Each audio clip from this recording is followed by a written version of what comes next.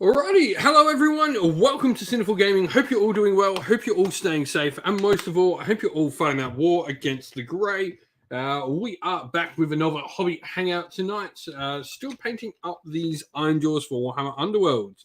Hope you're all doing well. Let us know if you're in the chat. Let us know what hobby you're working on. Love to hear from everyone.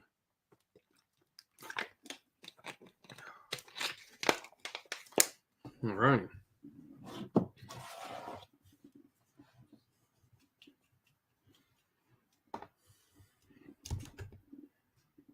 Ooh, that open camo has gone a little bit south.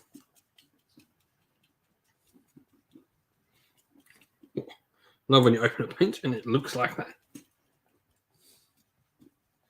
Hopefully you can bring it back.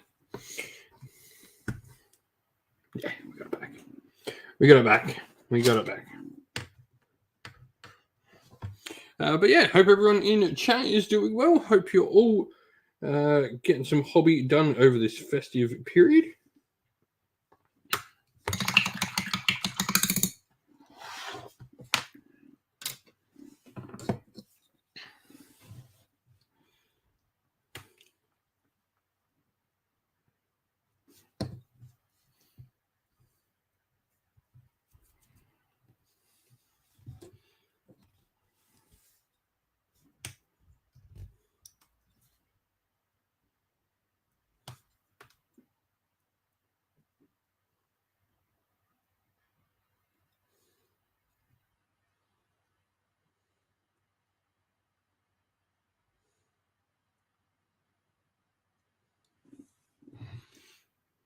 So we're starting to work on the skin of the oryx now.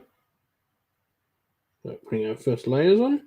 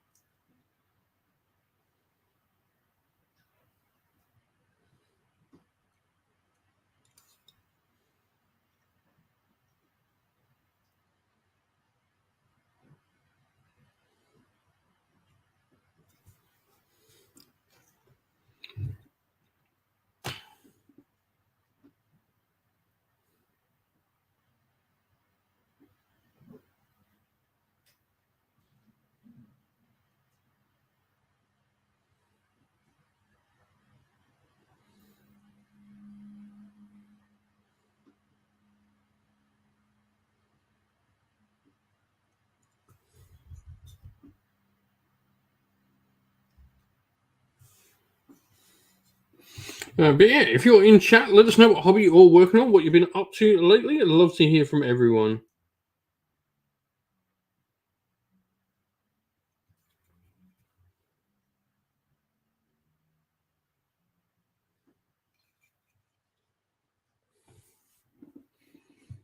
Red Martin, good morning. Well, good evening from Adelaide over here.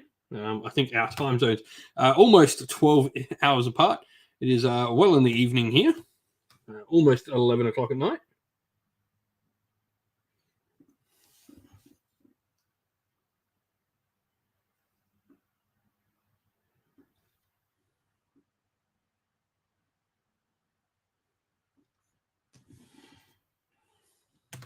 Hope you're doing well though, mate. Getting up to much hobby lately.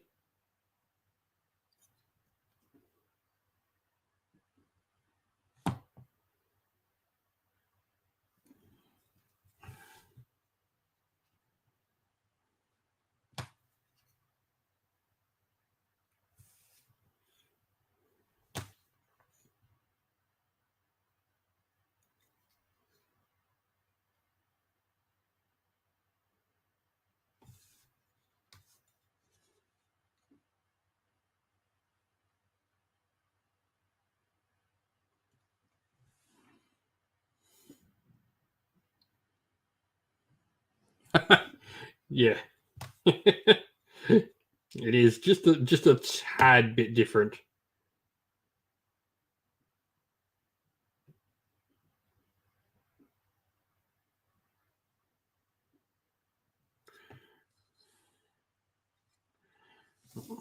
first one done.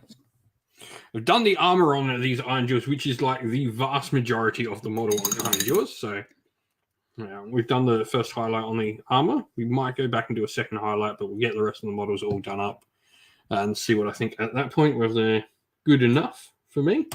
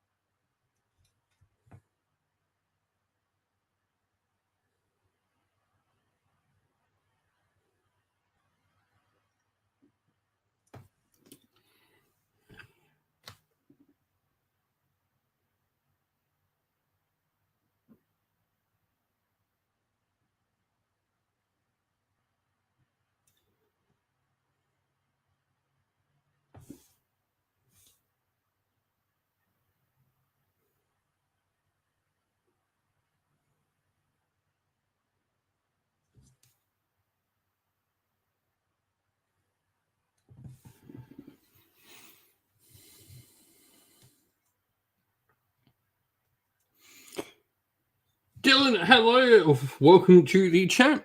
Happy holidays to you as well. It is a lovely time of day in the UK. Thank you very much. Happy holidays to you and your family in whichever way you choose to celebrate them. Yeah, doing pretty a-okay today. Pretty good day.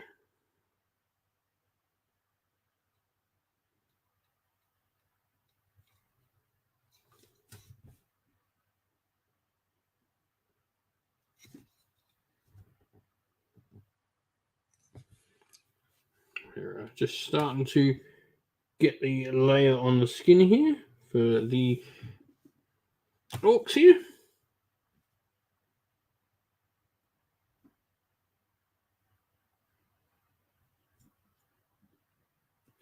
We'll probably go over this with a second coat before doing the highlights.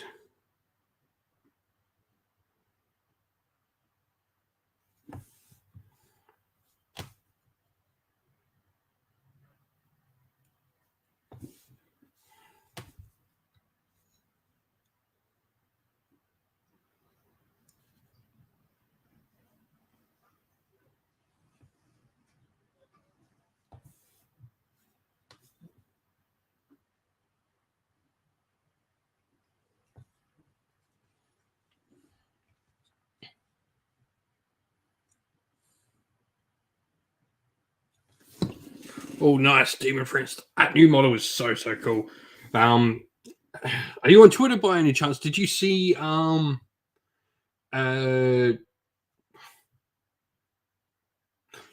one? Vincent Notley's Demon Prince that he posted up. It looks absolutely amazing.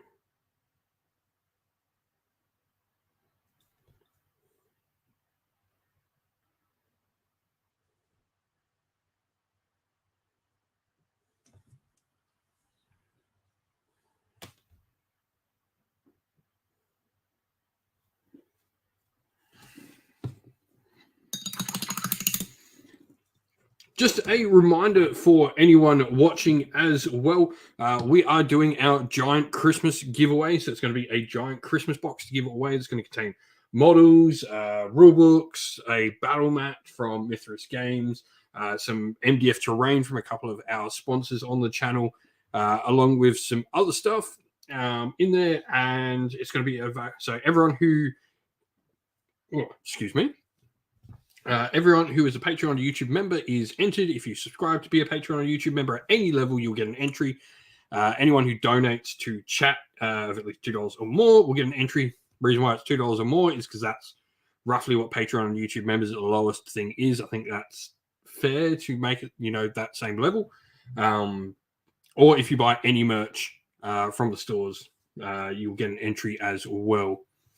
And so we'll draw that on Christmas Day here, which will be Christmas night my time, but we'll draw it Christmas night. So if you are in chat and you want to subscribe, help support the channel at the same time, and maybe get yourself a little prezi. We will be doing, so it's going to be a big Christmas box giveaway. All you have to be is a Patreon or a YouTube member, or make a little donation to the channel.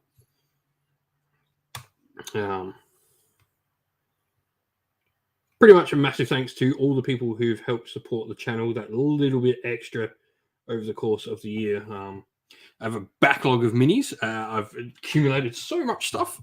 So we're using all the stuff that I've got from suppliers that maybe suppliers have doubled me up on. So there'll be paints, there'll be hobby materials, random stuff I found that's useful for hobby. Minis from a few different games. Just some cool stuff in general for people to enjoy.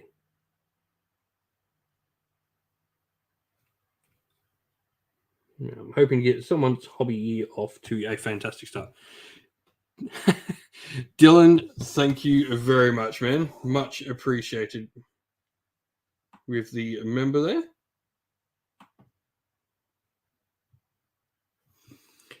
Thank you very much. Means a lot. Hey, and from now on, if you choose to stay a member, you do get emotes in the chat. There are 3 special emotes, and as we grow closer to 25, we'll be able to get more emotes in the YouTube chat for people. And of course, as members, you'll get to vote on what emotes we get.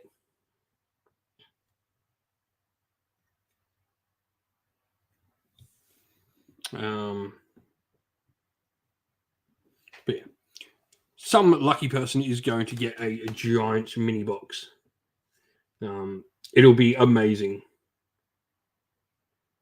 I know, for example, there's going to be 40k Age of Sigmar Conquest. Probably a few other minis in there as well. There'll be some dice in there.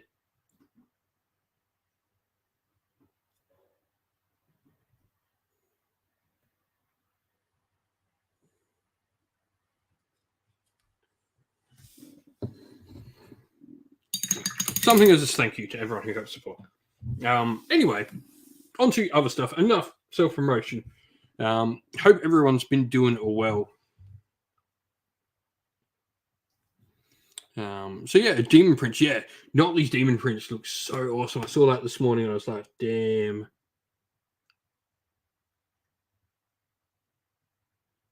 Yeah, there will be more Elder Scrolls and Conquest stuff coming. I really hoped I would get more Conquest stuff done this year.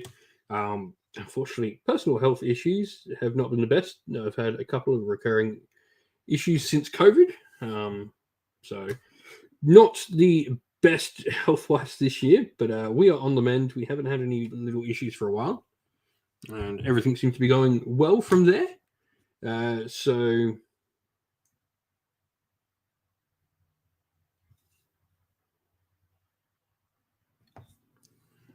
we will certainly be getting more of that stuff up.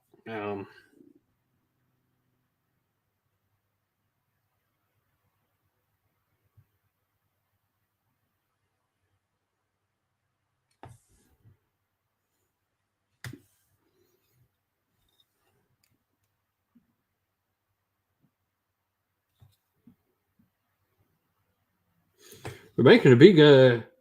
We're having a big thing tomorrow. We're going to properly enroll our daughter into kindy.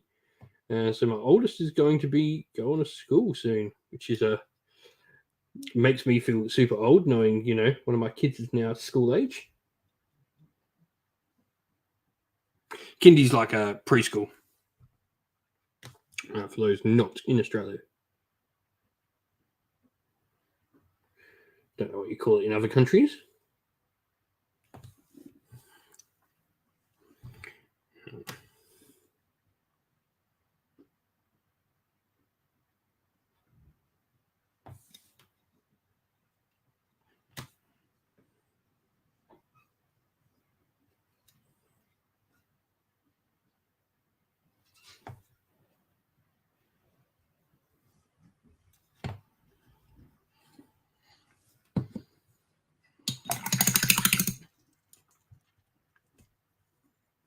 Yeah, we have the same.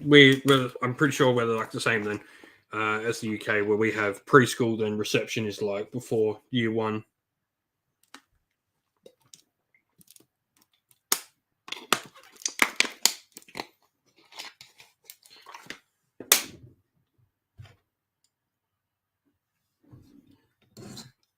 Just going to go over camo again, just make sure it's got nice smooth finish to it.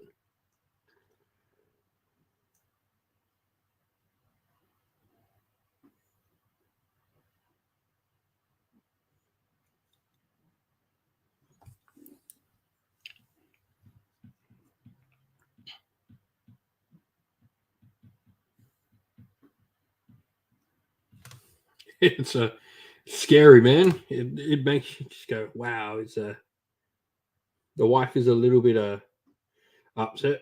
For those who don't know, my eldest is non-verbal autistic as well, so like all of that is some extra steps in there. Big reason why this has been, such a massive gain to be able to do this from home now, and be able to do this as my full-time job. So massive thank you to all the people who help support the channel in whatever way, even if it is a couple of bucks you throw my way each month. It allows me to stay home and help with that situation. Do the best for my daughter.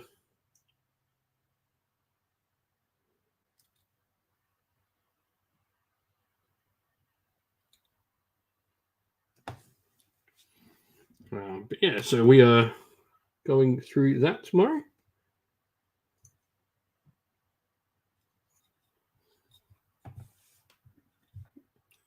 But besides that, yeah, we're getting some Underworld stuff because I've been sold on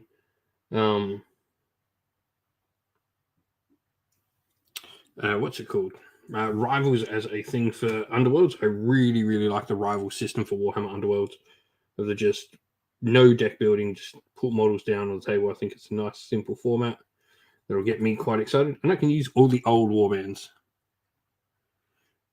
Yeah, I think she'll enjoy it. Like, it'll be good for her to get that little bit of like social activity going. So it'll be quite enjoyable, I think, for everyone involved.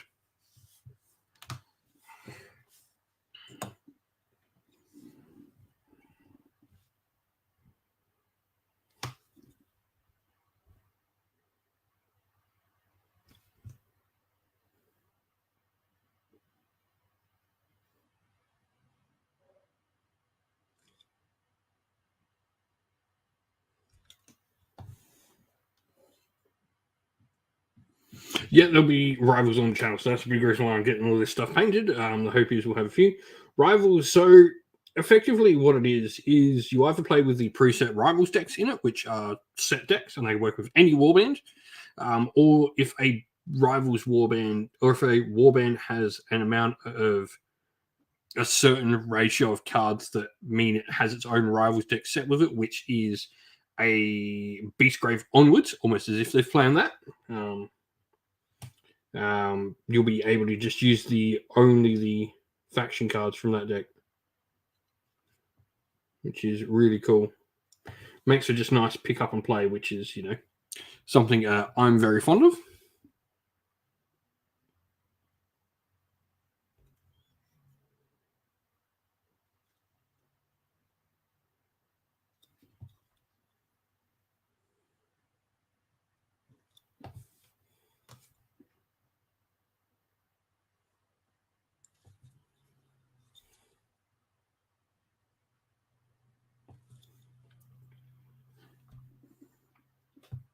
So yeah, we'll be getting some Underworlds content on the channel in the near future.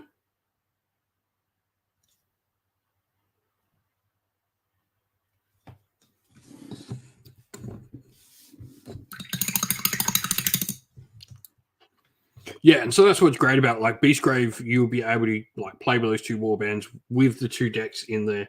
Just only use the faction specific cards, and yeah, you'll be able to play straight out of the box.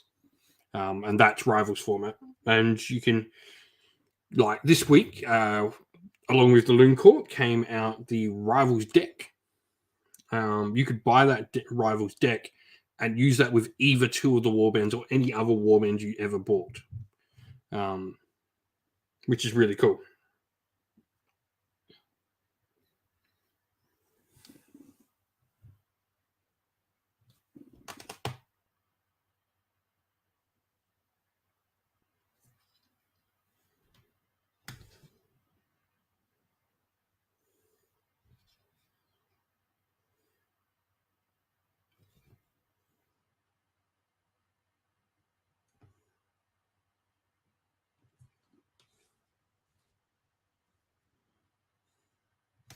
So yeah, now if you have Beastgrave, because I have Beastgrave too, I've actually got both those warbands on the go. So we'll probably try and finish them up and get them ready for some games. Probably once I've done these guys, I've got a couple of other Season 1 warbands. Dylan, no worries. Oh, man, talk away. I'm happy to have the conversation.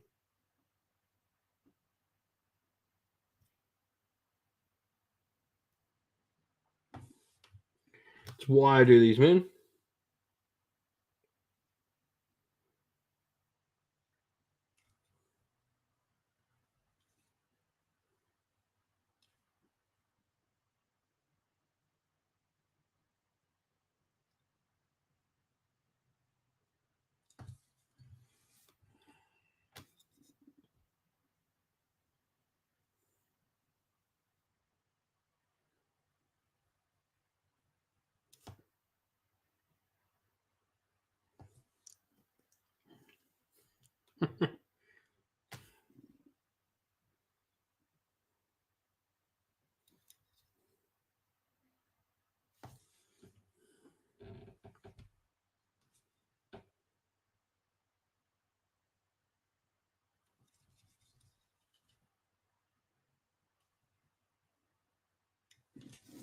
All right, that's that one.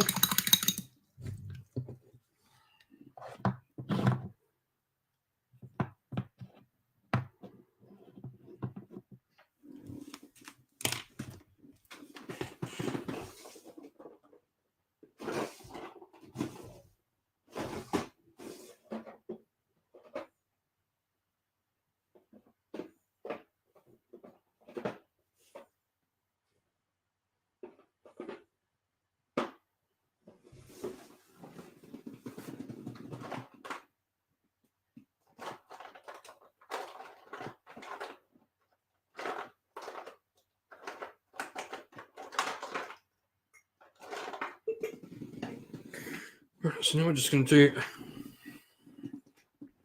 Oh, nice, Red Martin. All the best for that one, man. Tournaments are super fun. Like, I enjoy going to tournaments, even though I am a much more casual player. I really enjoy them. Nothing else, an excuse to get a bunch of games in over a weekend.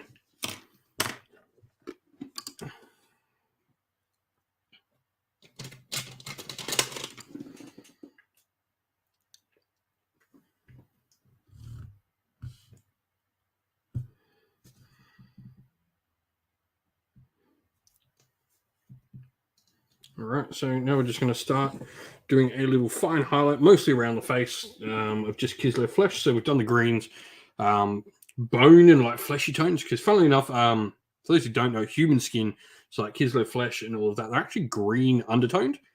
So using them as a highlight for like orc flesh is actually really cool.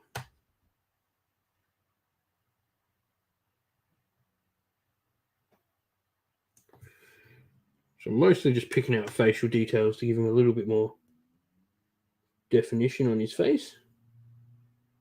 It's a really quick tip to make your models look a lot better is aim for those big sort of features to do your most of your work on.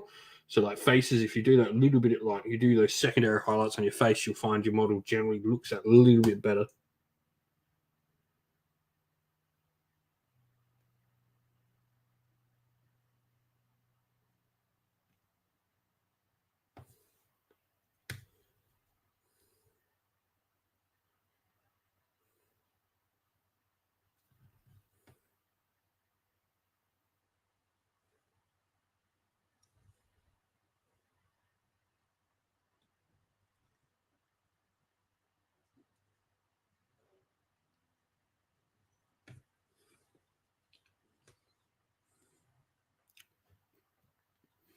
Nice. That's awesome, man. He's such a cool model, that Demon Prince. Been plowing through a bunch of Middle Earth miniatures at the moment. I've just painted like 15 Rohan riders, like 18 archers. I'm most of the way through 18 spearmen. So these are just doing a couple of Underworlds warbands, a nice couple of like quick fire projects rather than like a big force is a nice little change of pace, I think.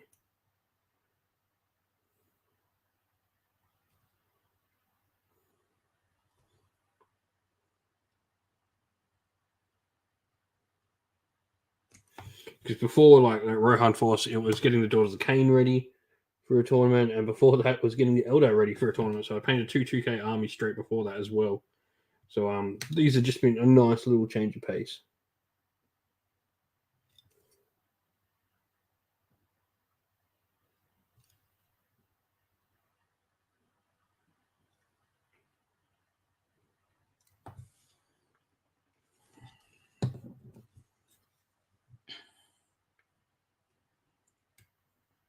Oh, nice. Yeah, we've been doing a ton of Middle Earth content on the channel. Got some more. So I've got an Eastling army actually in the cabinet here. Can't see it from here because it's up the top. I'm painting up Rohan, and I've got Gondor and Mordor. I think probably my next army. I like doing weird armies, so I'm like kind of tempted to try and find like a Sharky model and do Sharky and the Rogues, do Scouring the Shy Force.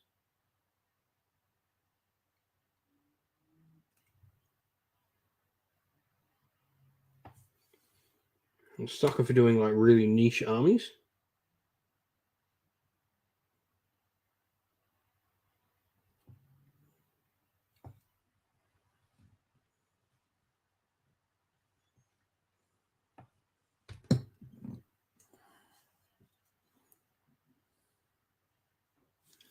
Yeah, I definitely find that like Red Martin, like these are like there's enough to keep you busy on these, but like they're a nice little like set of miniatures to paint up.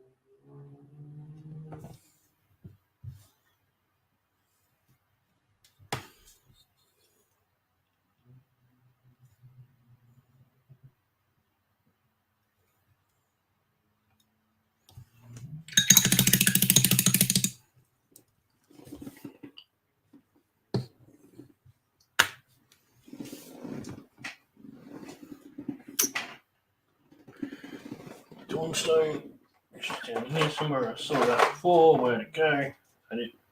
That is it. Lovely.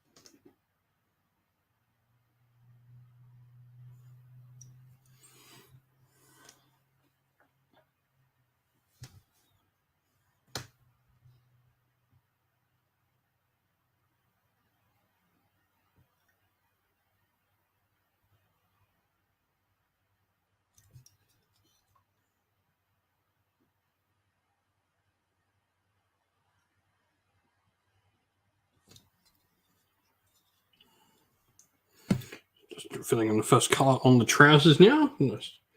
Dawnstone grey.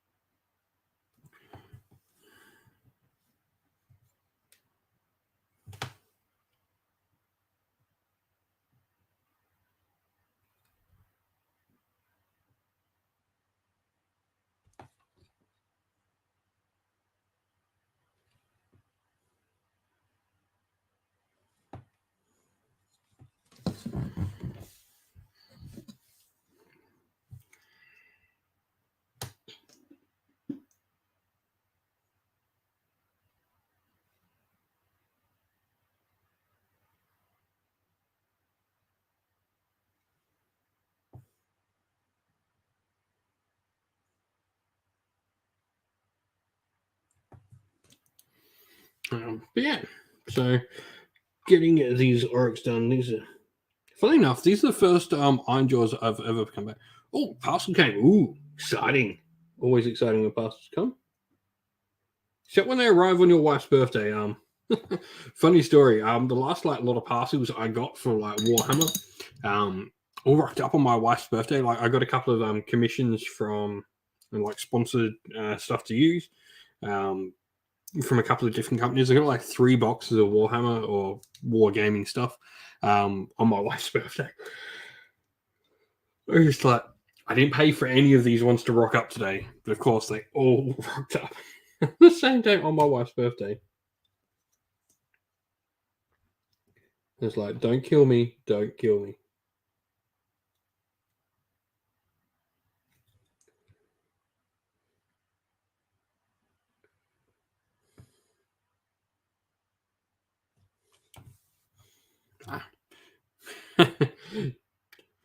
She saw the funny side of it. My wife, well, I do this for a living, so my wife is extremely supportive of my hobby. But also, my wife is a gamer herself, so she's very much into the same sort of stuff. She's not big into Warhammer, but we play board games and stuff together. She's much more a video gamer. But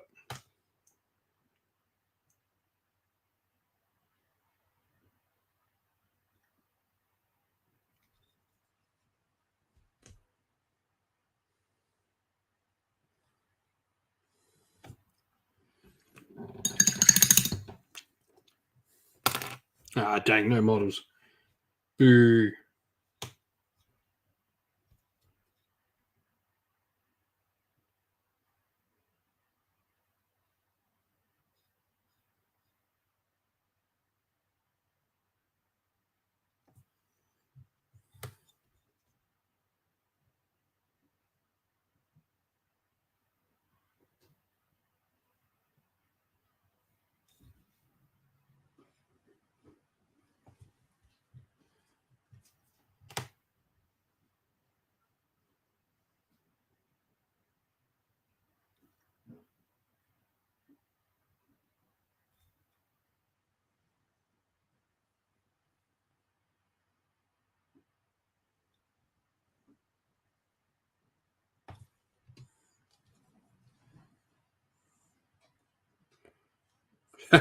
No worries, Ray Martin. Thank you for dropping by. Have a good day over there, mate.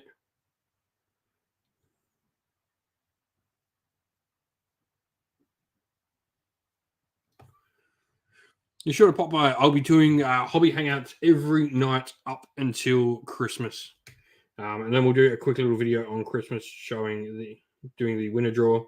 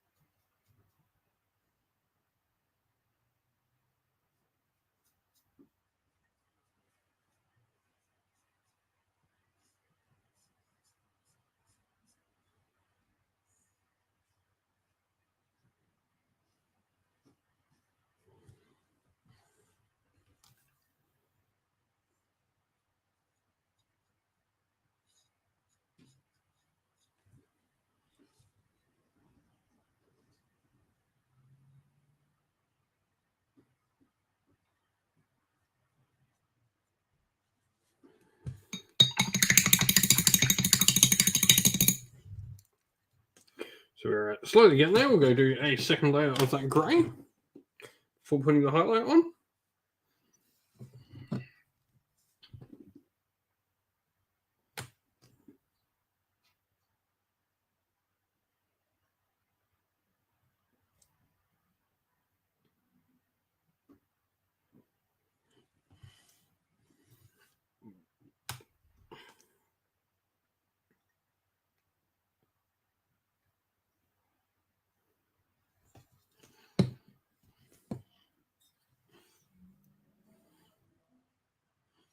Yeah, if you're just joining us, join in the chat, say hello, let us know what you're doing.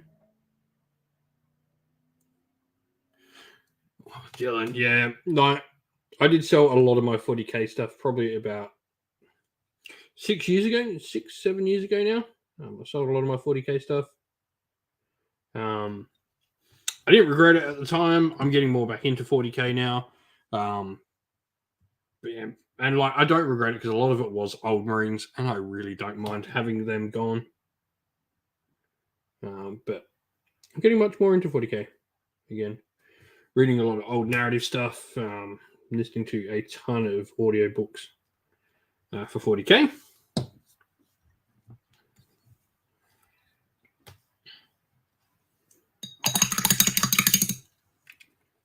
Which has been fun. I really like the Leagues of Votann. I do want to get an army of them for myself and for the channel.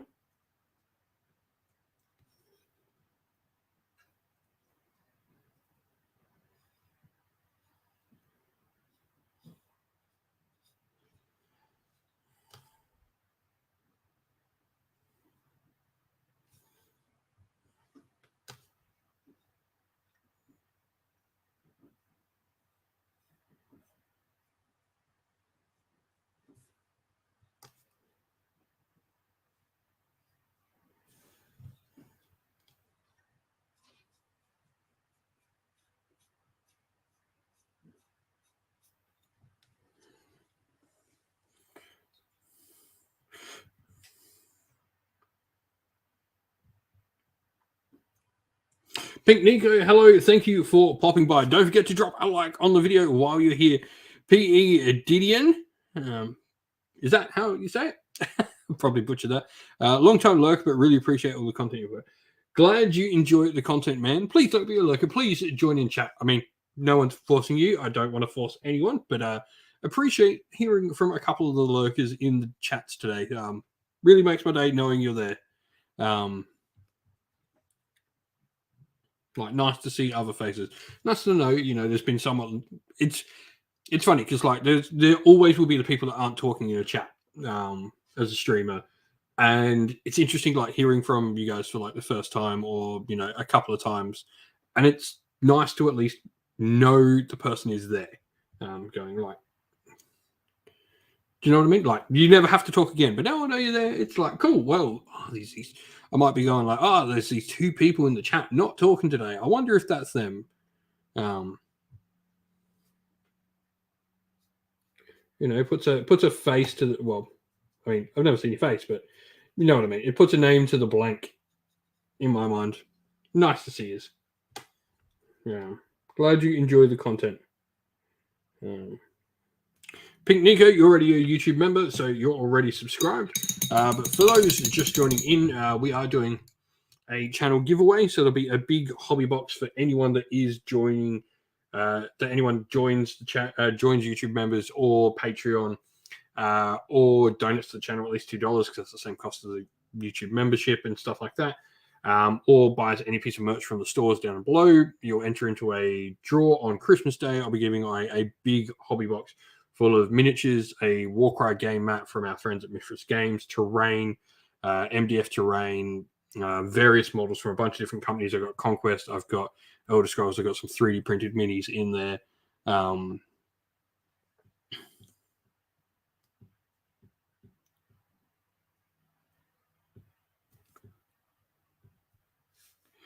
YouTube is improving. I will say, like, YouTube is improving so much with streaming quality. For those like wondering, like, you can the coolest update lately was you can gift YouTube memberships. Like, you can gift Twitch subscriptions now, which is really cool. like for me as a streamer, so those maybe who aren't able to subscribe, if someone else is able to donate a subscription to someone, it's really cool. You also get, for me, it's really big. A big thing I like about YouTube streaming is the channel is my main thing. Like streaming is secondary to the YouTube channel, so it's nice to just be able to have that little connection with the people who watch my YouTube stuff. But YouTube is certainly improving. Like YouTube members is great. Subscriptions, you can do a bunch of stuff. Pink Nico Fire, I'll have to remember that one because you're already a YouTube member, so that'll be 2 entries for you. Remember, 1 entry per day per person. That's all you can do.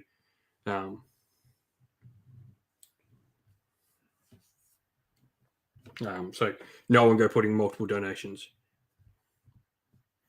That doesn't get you multiple entries. I appreciate multiple donations. I truly do, but you get 1 entry a day. Got to keep it somewhat fair.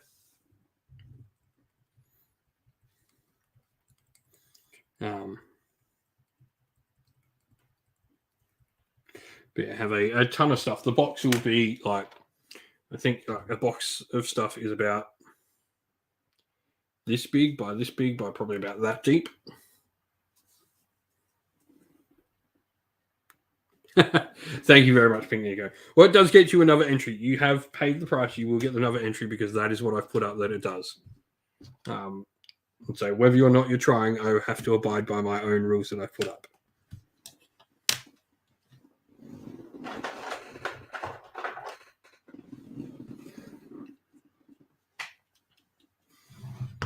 Appreciate it.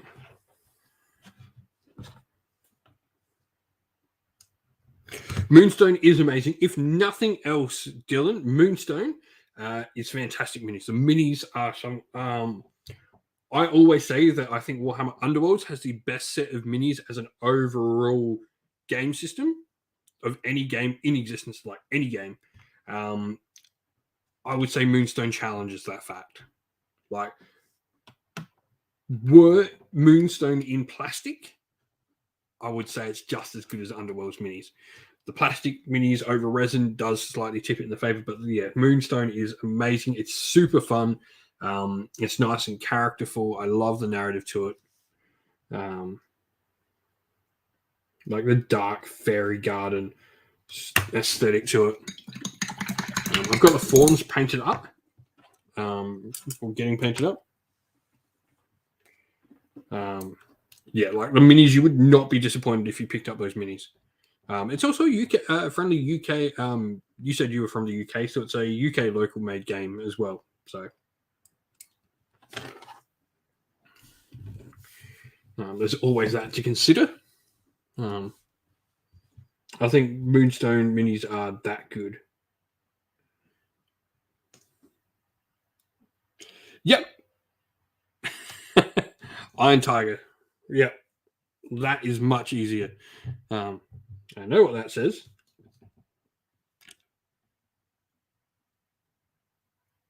So yeah, I'm pretty sure you say your new name as Iron Tigrex, correct?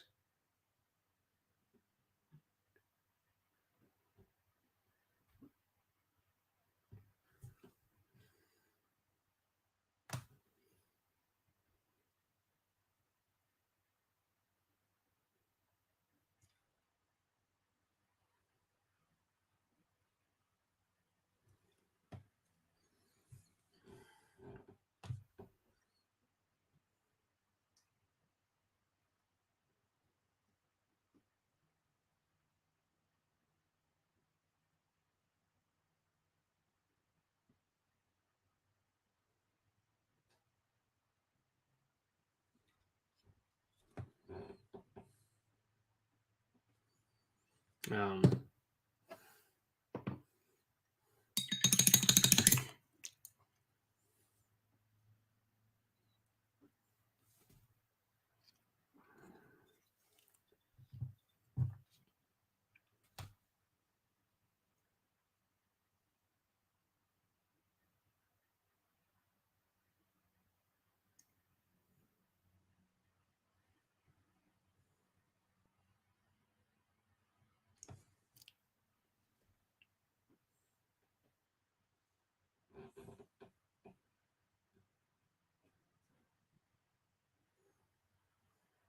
Not gonna lie, I totally read that as Tiger, not actually Tigrex the first time I saw it. Um, Monster Hunter. I've never actually played Monster Hunter as a game. I'm not a big video game person, personally. I play very few video games. Um, Pokemon being, the main one I play when I get a chance.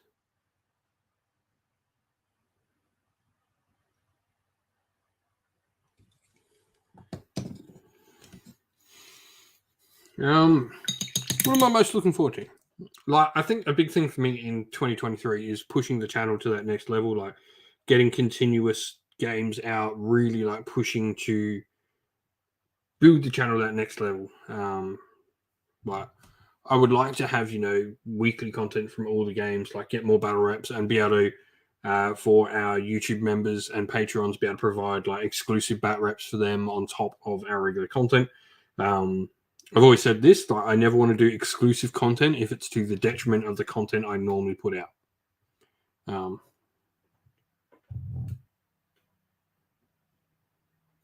Or the new Pokemon. Have you played the latest Pokemon? That new Scarlet, best Pokemon game that's ever been released, without a doubt. It is amazing. I spent 3 hours before I even got to the first town. I hadn't even like finished the tutorial quest line stuff, and I spent 3 hours hunting Pokemon in the first area and caught like 36 different kinds. Was amazing. It's got its performance issues. I've had 2 crashes now. But both while I was doing a lot. So like I wasn't entirely unguilty. Like the game should be able to do them, of course, but like I get it.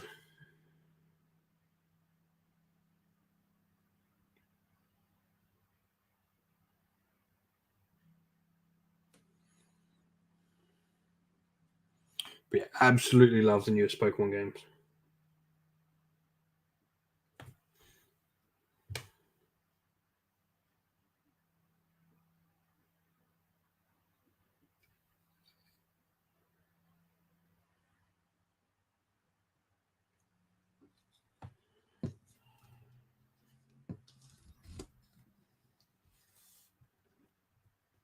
Yeah, like I'm coming from a thing as I'm an old enough.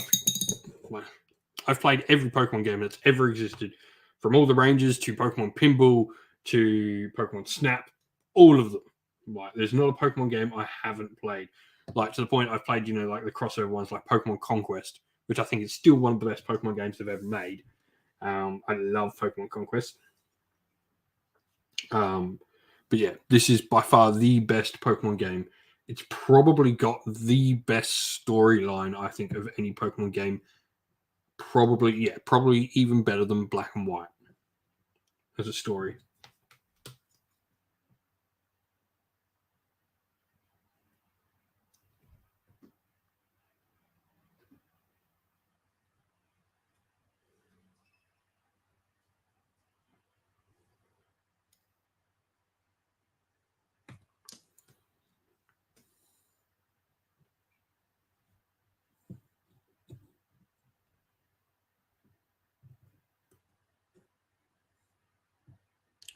Yeah, Sword and Shield have no.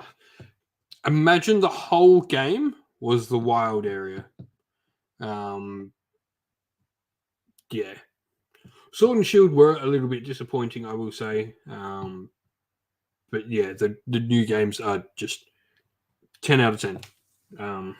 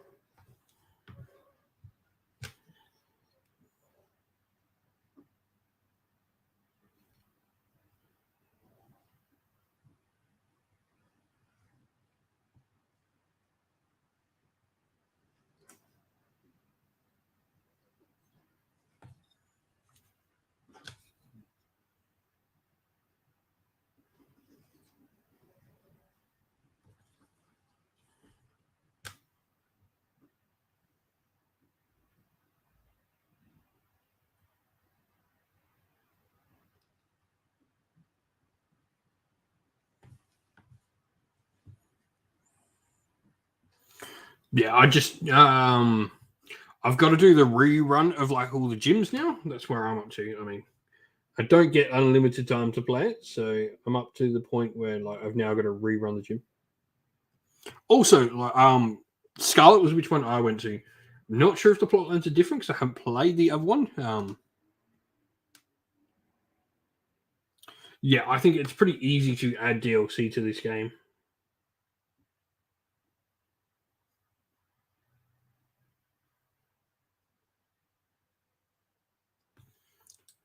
But yeah, it's amazing as a game.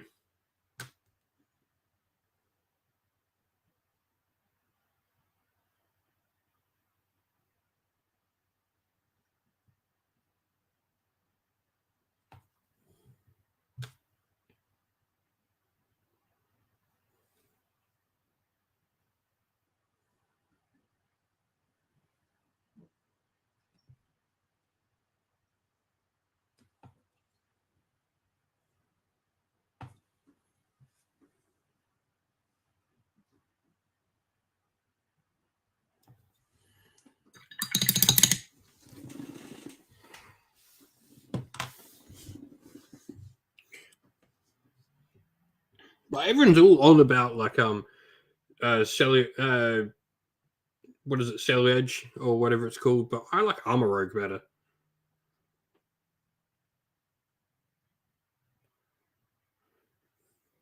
Yeah, there's really like it's really cool. The main storyline is amazing, and the ending of that main story um, is genuinely sad.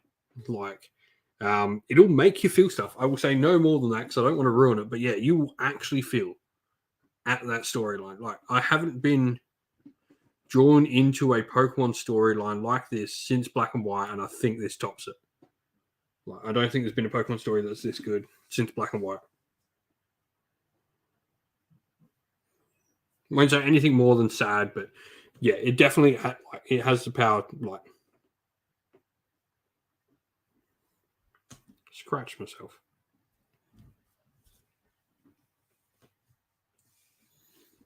Yeah, got some brown.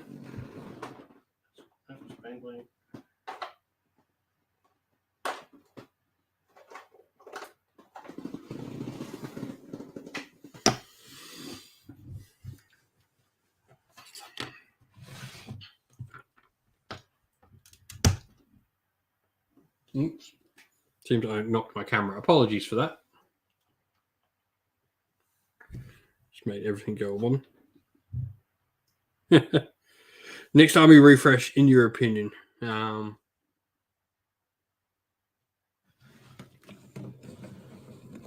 We'll change subject from there to avoid spoilers for you so you can get the full experience. Oh my god, I just knocked my camera again. Sorry about the camera just being. We're gonna get a better setup. Still learning this two camera thing. Um, I mean, we know Cities of Sigmar is coming. We know, so we're not going to include Cities of Sigmar because we know that is coming. Um, if I was to see a big range refresh, um, I'm going to say Skaven would be the one I'd want to see. I'm much more of a Skaven player. Um, if like, there's really two answers I think after Cities of Sigmar, isn't there? Well, three maybe. Beast of Chaos, Skaven, and Seraphon. And for me, it's got to be Skaven. Like that is where my heart draws to.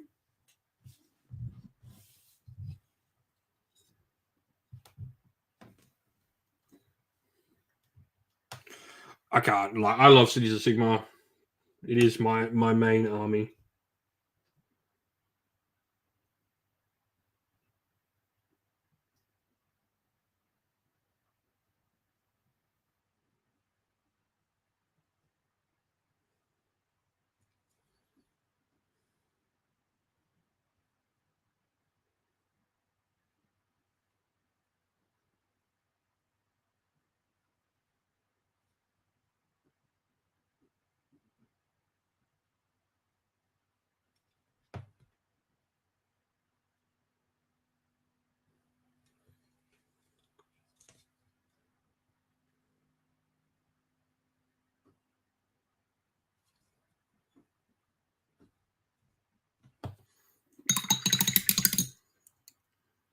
Oh, this is a bit cloth entirely here.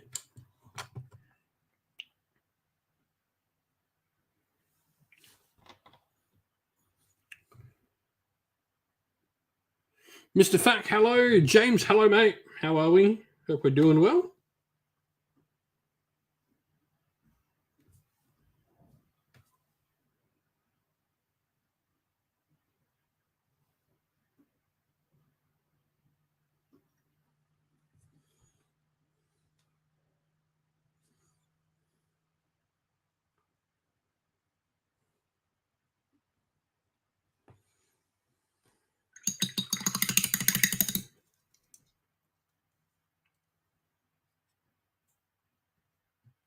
Ah, yuck.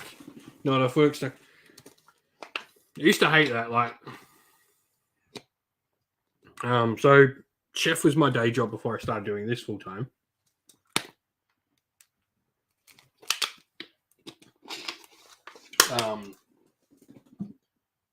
And like chef hours, wake up at 5 a.m. to get to work by 6 to start, and then finish at God knows what hour. I'd have a day off, and I'd still be up at 5 a.m. I'd still not be able to go to sleep until past midnight. It ruined me, absolutely ruined me. At least with like night shift work, like at least, it can't. It is pretty similar. It's just horrible. I hate it. Hated it. Massive reason why it was so easy to give up when the option came to do this full time.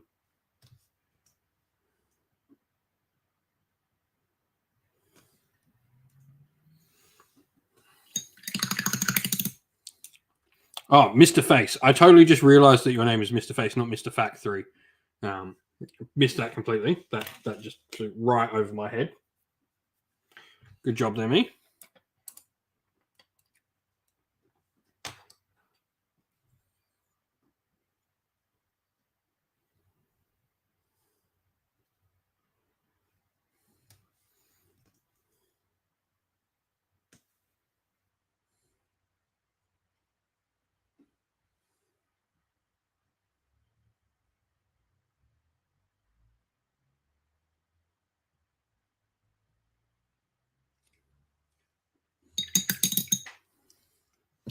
Yeah, like it's funny because like they're complaining of like chef shortages and all that. I'm like, maybe people are conning on to the idea that being a chef is crap. Like it looks all glamorous when you watch TV and you see Gordon Ramsay and all this sort of stuff, but it is a horrible job. I would not recommend being a chef to anyone at all, ever.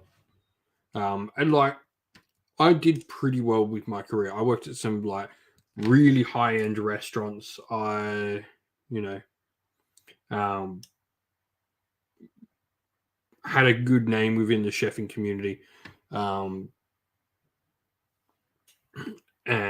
like really worked up like where I was working. I'm not saying up myself, but like I really worked to be quite good at my job, and the point where like I was getting poached by restaurants to go work at other ones.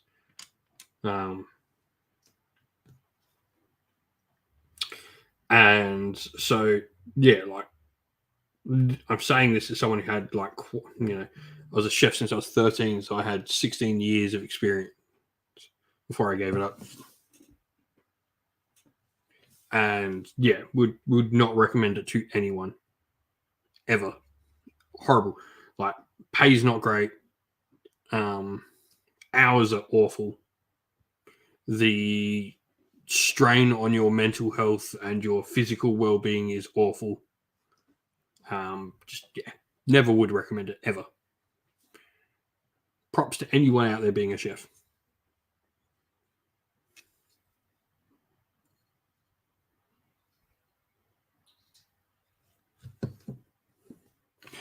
I do love some good kitchen nightmares. Well, I still enjoy that. It's fun. Like I enjoy cooking so much more at home now. Like I cook so much more at home.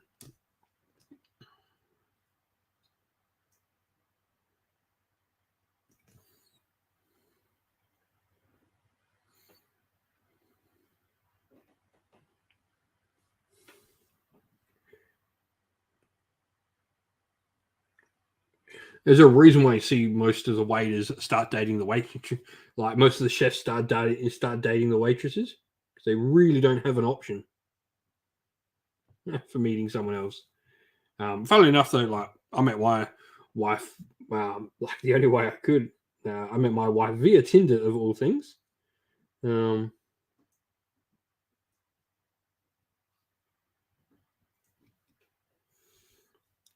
but yeah.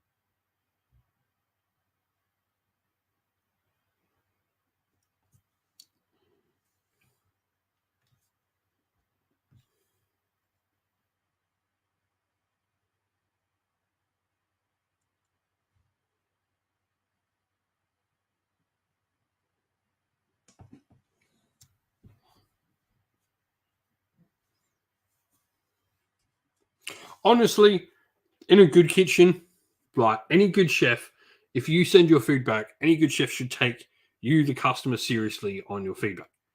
Like, I've worked at good kitchens, I've worked at bad kitchens, I've worked with good chefs, and I've worked with bad chefs. Like, that's the difference on how a chef would react to your food. Like, sometimes there is nothing wrong and you just need to accept it. Like, there has been times where I've had something come back to the kitchen. I know nothing is wrong with it. As a chef, I've, tasted it, made sure, nothing's wrong with it. And all I've simply done is refreshed it. Like, sometimes people talk too much at the table if it goes a little bit cold.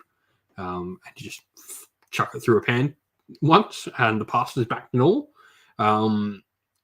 Or you literally sometimes just feel like there is nothing wrong with this. I think the customers just, some things can happen where like the customers seem like, I don't know, like the pasta's topped with like cherry tomatoes or something, and one of the cherry tomatoes has the slightest little blemish on it, and the customers ate that one with the blemish, seen how it looks, because that tomato has a slight little blemish. Nothing's wrong with it, but it's got this slight little blemish to the skin, and it's tasted because they've thought it's tasted, it's looked different, so they've thought it tasted different. And just takes the time to go, oh cool, let's just replate this. Yeah, like the difference between a good chef and a bad chef. A bad chef will do some nasty things to you. A good chef will try to appease you, because at the end of the day, the margins in food are so small. You should be trying to get every customer you can.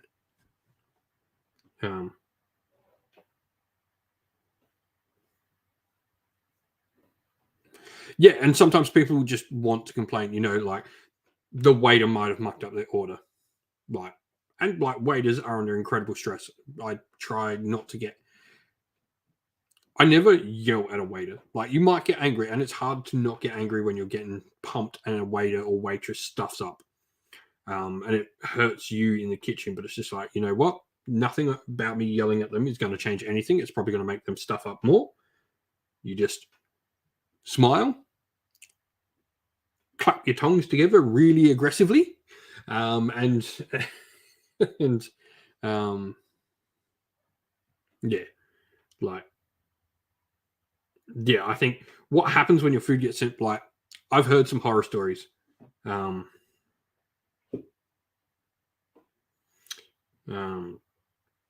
I think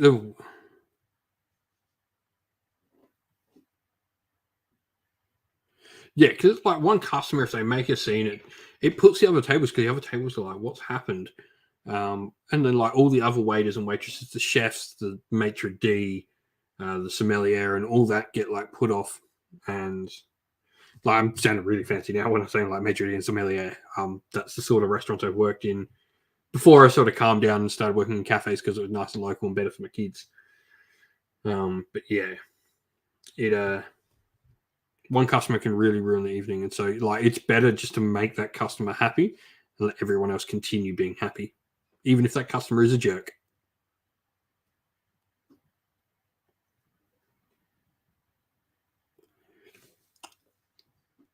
I would say, like, knowing a lot of chefs talk a lot of crap. Now, I will tell you a story. This is something. Now, there is a big pet hate of mine, and it mostly stems from the fact that waitresses and waiters don't get paid enough, and most of them are uni students living on bare minimum.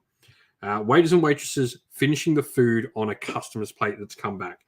I hate to see it because you never know what's fucking happened. And I know bad things have happened to the waiters and waitresses that do it. Like, I don't mind if it's your friend's table and they've gone, oh, we can't eat the rest of our chips, and that's fine. You know what goes in your friend. You trust your friends. There was a thing of like going around where waiters were like finishing off the food, eating someone's leftover pasta, and it's freaking disgusting. I don't get why people do it.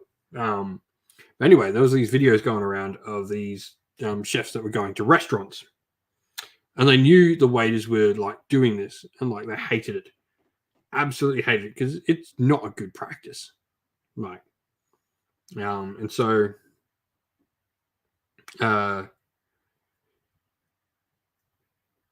anyway, what was happening is these chefs were going around and they were screwing with the waiters and waitresses they knew were doing this. And they would stuff for the food. And there was one video that went around of this dude had a chicken schnitzel. He grabbed the last bit of his chicken schnitzel, took it to the toilet. You saw him filming, went to the toilet bowl, wiped it around the rim of the toilet bowl, went and put it back on his plate. It looked like it had been cut with a knife. It had been cut with a knife off, left it on his plate. Sure enough, you see the waiter take the plate away to the table, and then you see him take a bite of that same piece of chicken schnitzel at the dish bay.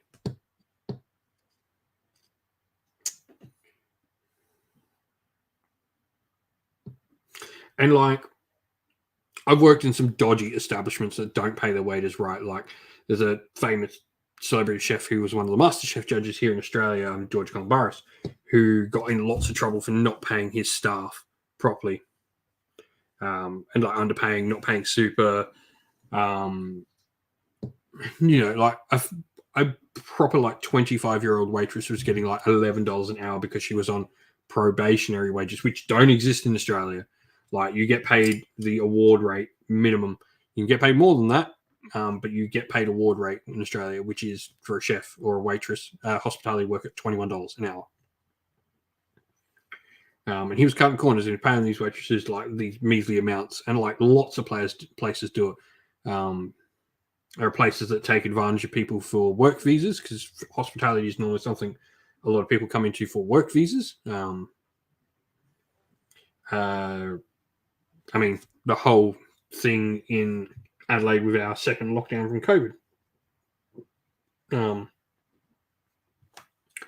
A pizza bar had a COVID outbreak at it, and they thought it was just the workers to begin with, until this one person that was a customer gets it. However, and so at that point they're like, oh damn, it's out of like containment because now a customer has got it from a worker on our delivery. This is bad. Like, and then went into lockdown for 4 days, only to find out when questioned by police, because it's not illegal to lie to a doctor. Like, you can lie to a doctor. They have like, there's no law that says you have to tell the doctor the truth.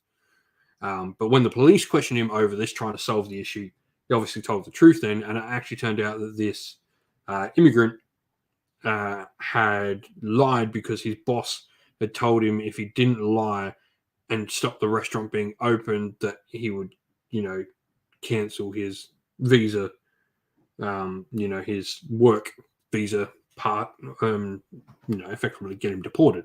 And so the dude had lied to the health officials, obviously didn't lie to police because that's a whole another thing. But he caused the state to be shut down for like 4 days because this boss was taking advantage and probably paying him under the counter, probably paying him absolute crap all. There's so much dodge in hospitality. Is the dodgy like...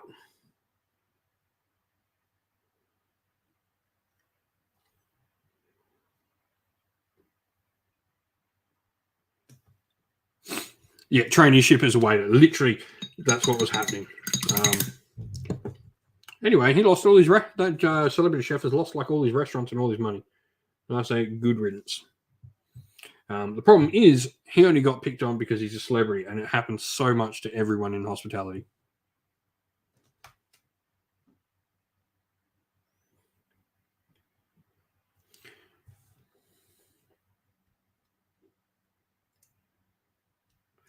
Yeah, and like, I think like that's a massive reason, like chefs and like a lot of hardworking jobs, like healthcare workers, like, and even basic like healthcare workers or basic like necessities like cleaners at supermarkets and security, and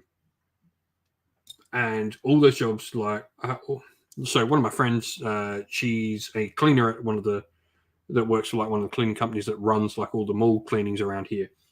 And she's just like, it's so hard to get workers because like no one wants to do these jobs for the wages the company will allow her to pay people.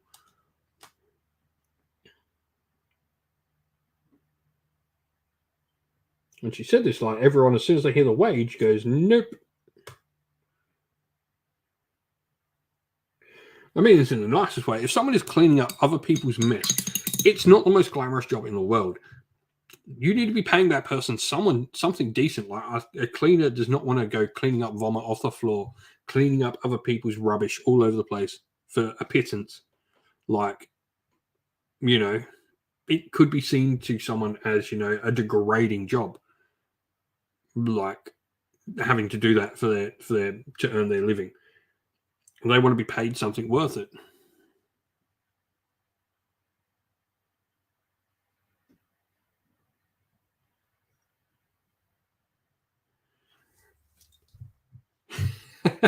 It makes me happy that I pronounce it well.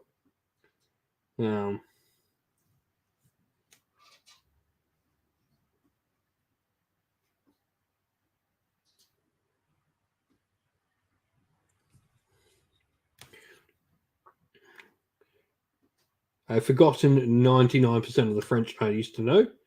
I used it as an apprentice. Like, it's that thing over here where, like, for some reason we learn like a lot of Italian and French in like cookery and chefing over here as like part of our apprenticeships.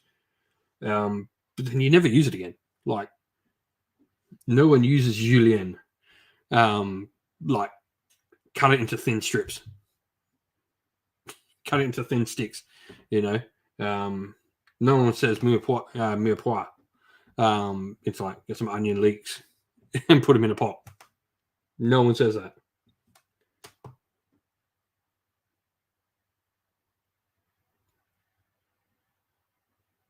Like, you learn all these technical terms, and I'm sure there's plenty of jobs where you learn all like the technical terms for all this stuff, and you're just like, I am never going to say that word.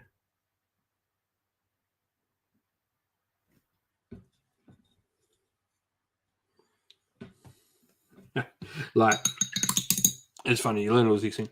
It's like mirepoix is effectively like soup base or like stock base. It's onions, leeks, carrots, and celery chopped up and like randomly chopped vegetables put into the bottom of the pot, and it creates your stock.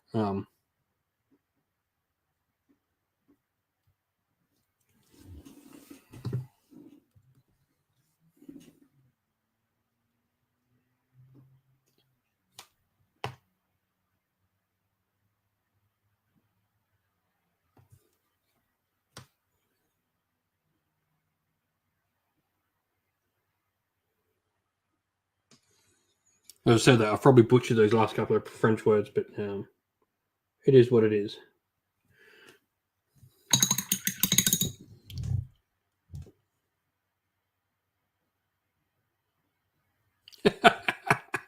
Yeah, it's that thing. Like I learned. It's funny. Throughout my schooling, I learned a lot of different languages. Like at my first primary school, we went to at my first primary school I went to. I learned Mandarin, so I can count to 10.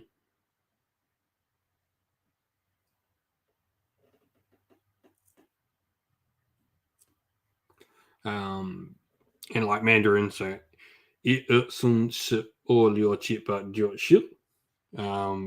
but like I don't know anything beyond counting to 10. And I only remember that and have that brought back thanks to watching the Wiggles with my kids. Because the Wiggles have like a show. Those who don't know, Wiggles are like a children's cartoon, children's like musical group.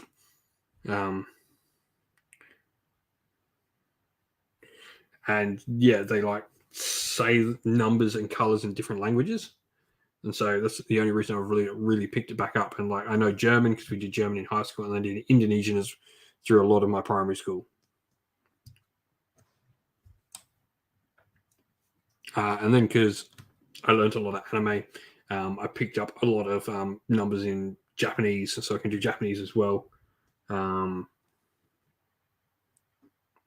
then French and Italian, I'm a little bit in, and Greek I can count in because I've worked in restaurants that work with those numbers.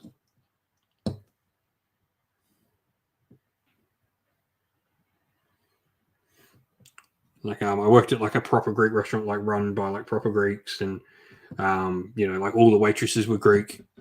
That was a really cool experience because working like through that, like I learned like the table numbers, we would say the table numbers that you're going to, like the waitress was going to in Greek, so it'd be like ena, δύο, τρία, τέσσερα, πέτρα.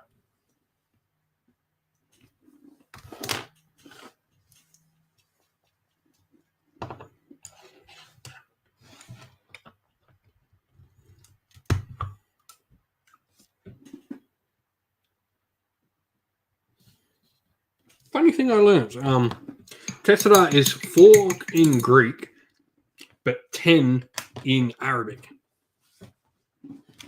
Spelling like in English, it translates spelling exactly the same as well, which is like really interesting.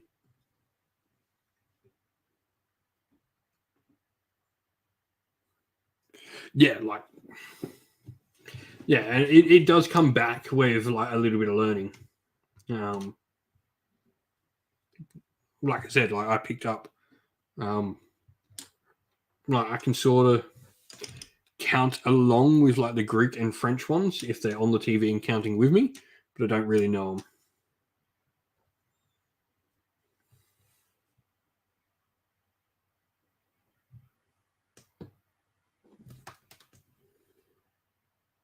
And it does get harder. It is a big thing that it gets harder to learn languages as you get older.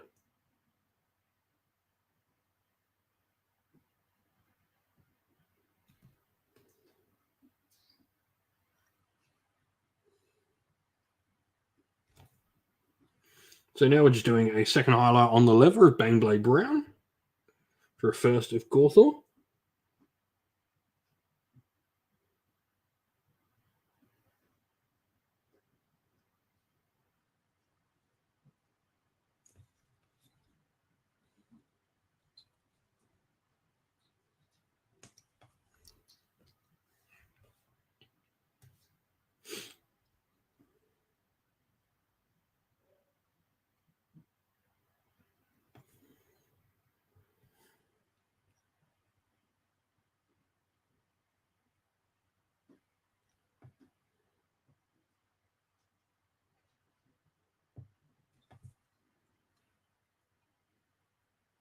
Now, blue armor is going to be for the Ard Boys.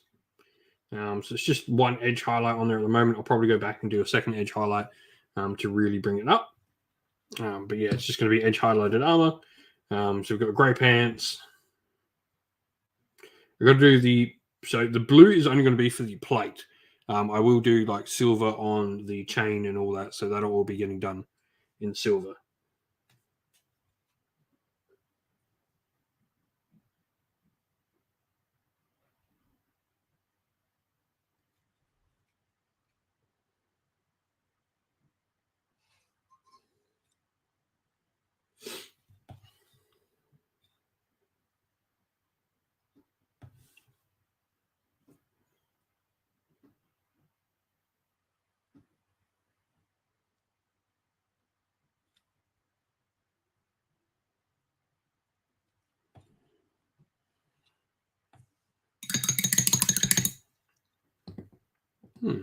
Just realized I missed an entire leather section on that dude.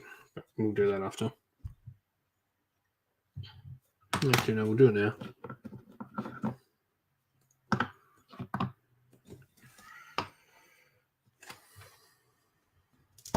Missed this dude's like side strap here.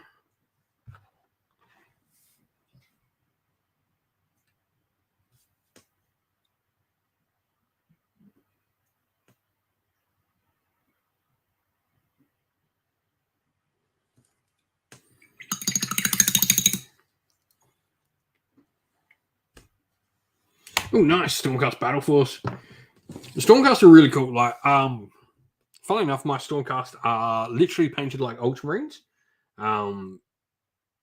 And yeah, Space Marine color schemes work really well on Stormcast. So if you're looking for a scheme and you're struggling to find something you like, maybe check that out as an option of looking at like Space Marine color schemes. Because they all work really nicely on Stormcast.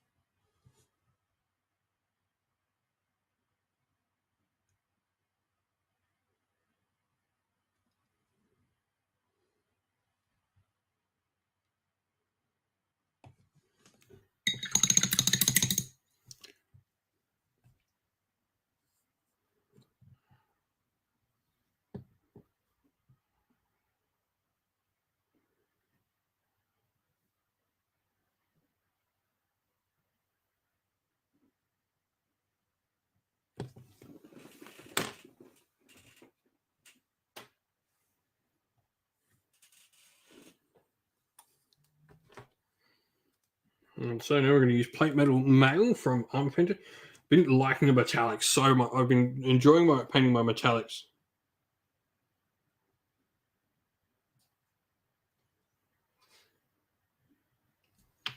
That's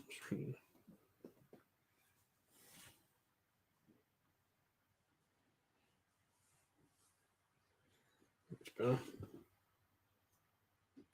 Oh, and that just happened. I think that's a bit more silver than I needed. What do you think? Wow, that just happened. Of course it did. Yeah, well. Stormcast Dragons are really, really cool.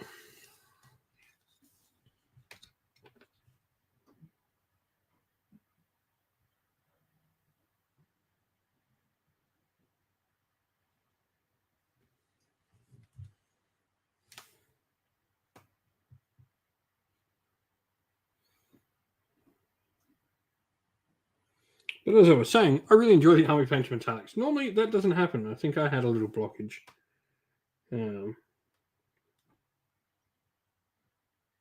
That's totally on me.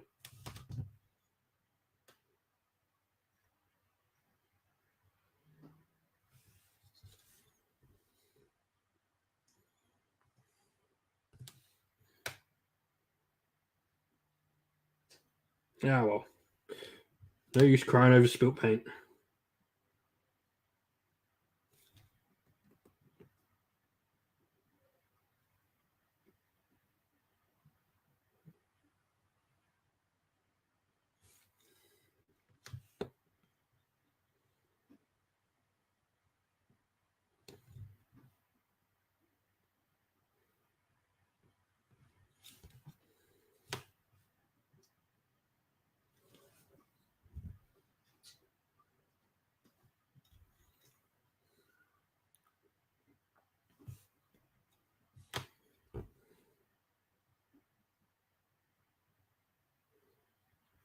Yeah, I do love all the Stormcast mounts. Griff Chargers are my personal favorite. I absolutely love the Griff Charger models.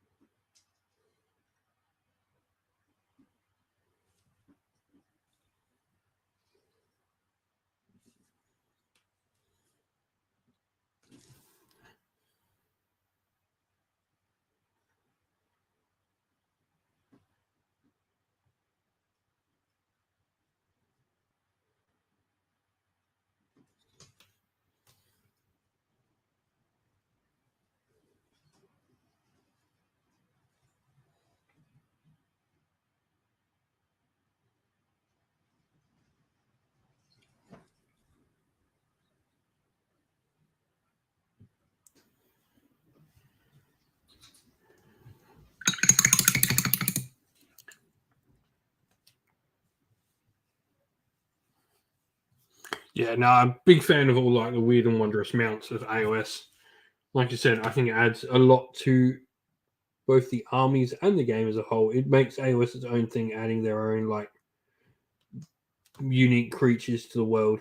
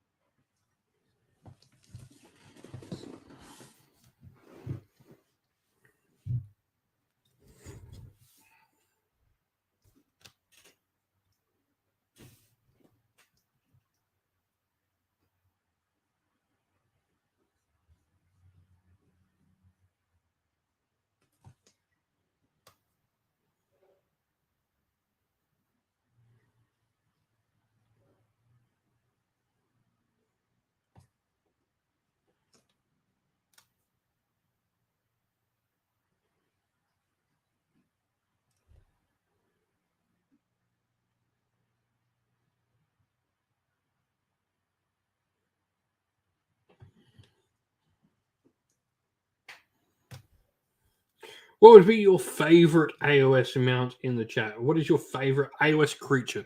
So AOS creature, so no horses and all of that. Like, it has to be an AOS specific creature. What is your favorite AOS specific creature? Um,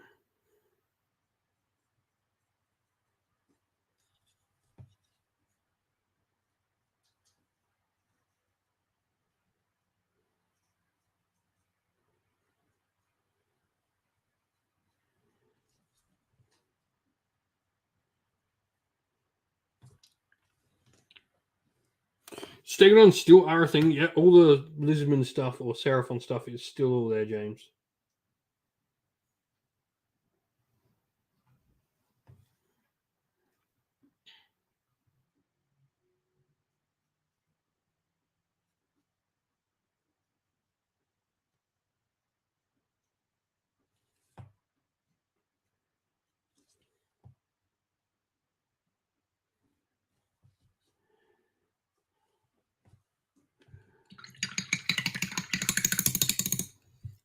If I have to pick, it's between Griffhounds are certainly up there. I love the idea of Griffhounds. I love the little doggos.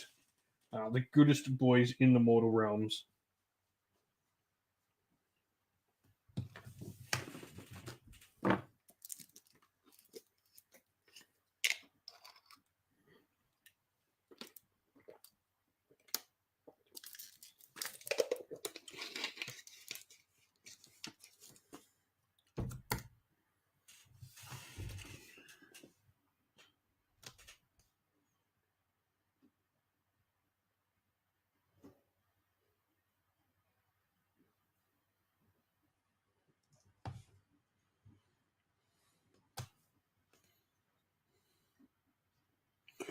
Or Magma Drops are really nice. I really like the Magma Drop models, I will say.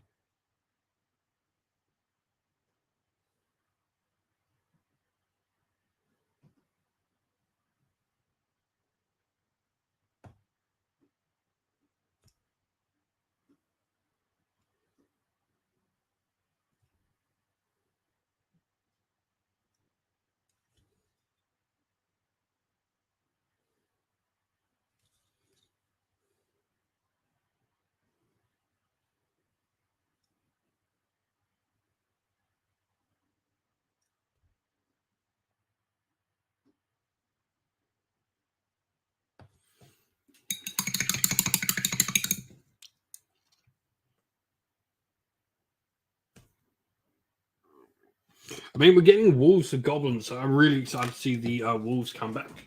Goblin Wolf Riders, as an old school fantasy player, that swells my heart to see that being a thing come back.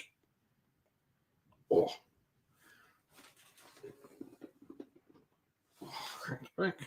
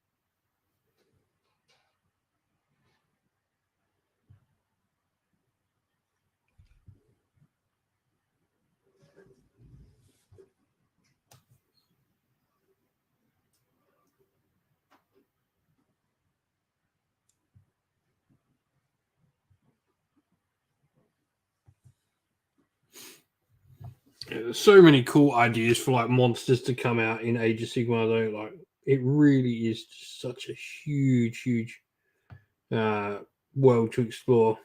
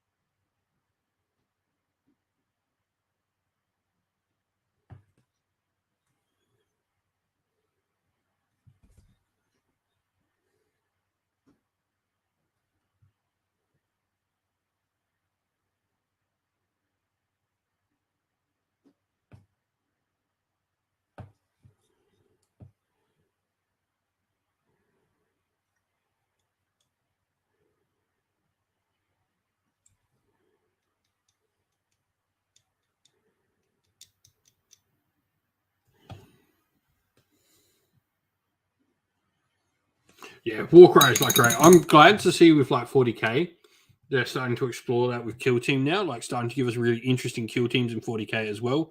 I think that really is like a great move for Kill Team, allowing us to explore those areas in Kill Team. Like the Eldari Corsairs and Kroot. The Imperial Navy breaches are awesome.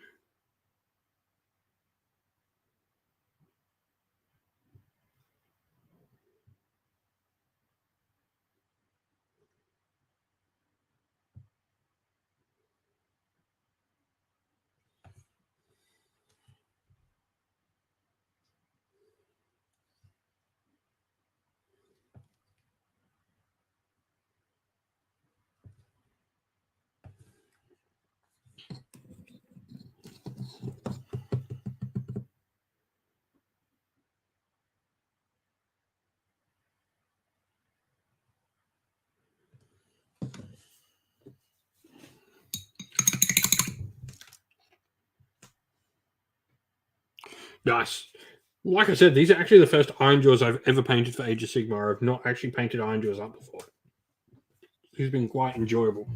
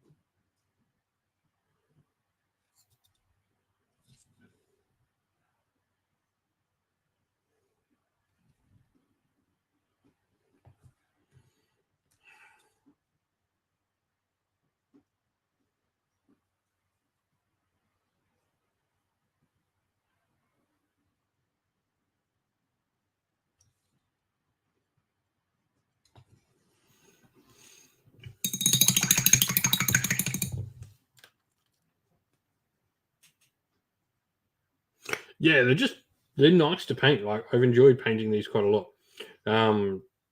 After these, like I said, I got a few of the original season of Warhammer Underworld warbands. I'm probably going to do the Sepulchral Guard next, the season 1 Skellies.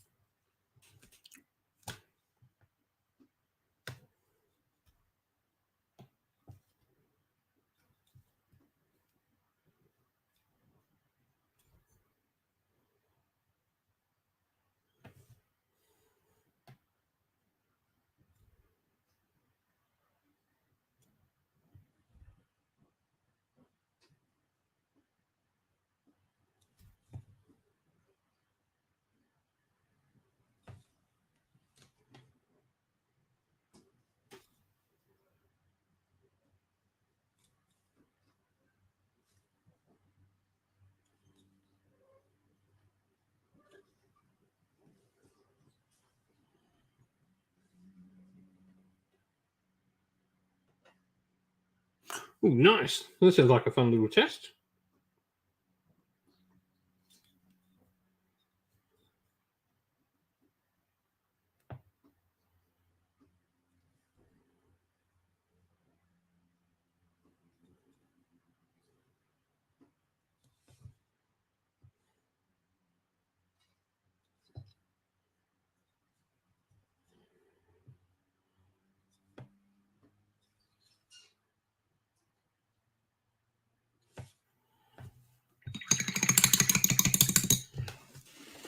Oh. My camera's going.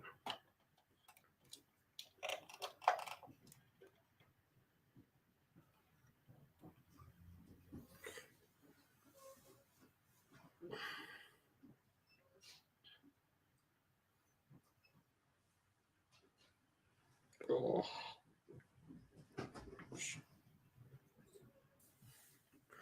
Alrighty, so I'm just going to slap this next layer of the metal on.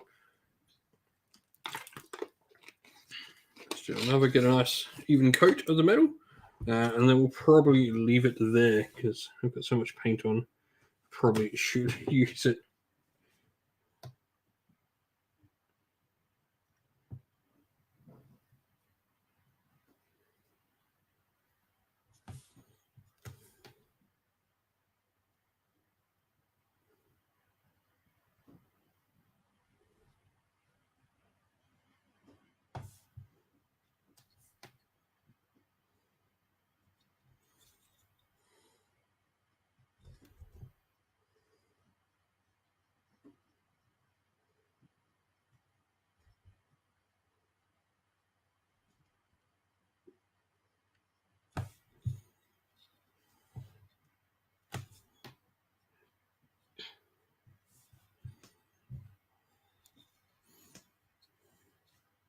Yeah, it'd be a great way to get one of your warbands done for yourself, man.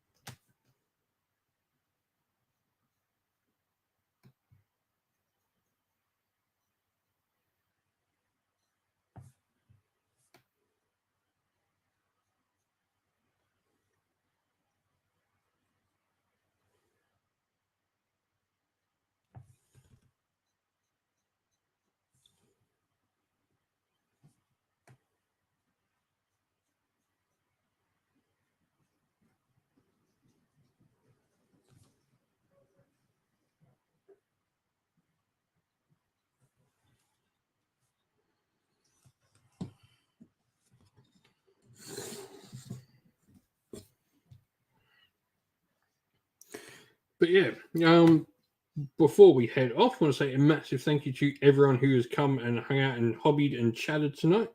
It's been great seeing some new faces, well, at least hearing from some new faces. Some of the regulars have popped in. Been a good, fun night of hobby. I want to say a massive thank you to everyone for popping out. Means a lot. Help support the channel. Don't forget to drop a like on the video. We'll be doing these streams every day up until Christmas Eve. And including Christmas Eve, I should say, as well. Now we are doing, last mention of it, we are doing the giant Christmas giveaway, which will be a big hobby box to get someone's hobby new year started off in the right way. Will contain everything from minis to a battle mat to terrain, dice, and other hobby supplies as well.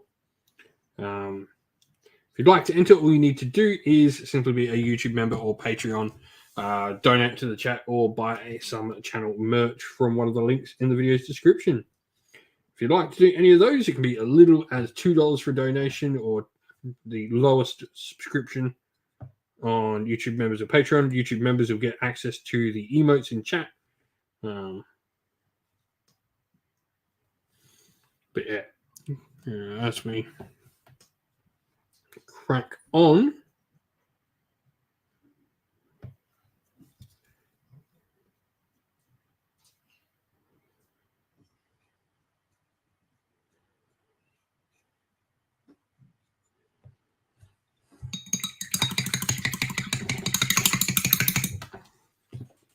That will be that for the night, everyone. But yeah, massive thanks to everyone for coming, hobby, and hanging and chatting. Has been a pleasure to do so. With that said, though, I'm going to head to bed because it is well past midnight. It is almost 1 a.m. So thank you all once again, everyone. Stay safe, stay well, and most of all, keep fighting that war against the grey. Ciao for now.